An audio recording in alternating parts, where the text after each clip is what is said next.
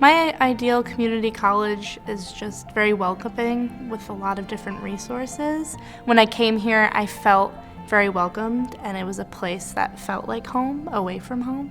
For me, it was the professors in my program. They were always very understanding, and they always communicated with me. They created a relationship with me, so I felt that I could trust them and come to them with any issues I was having outside of school or with my courses.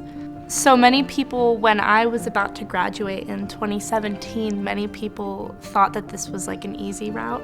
They said community college was the easier option than going to a four-year.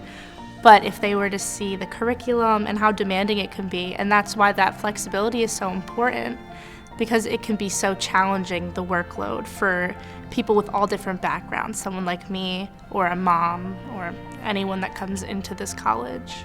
I work here, so it still can be challenging because I try to work as much as I can, but yeah, I work right here in the Children's Center, which is also a great resource.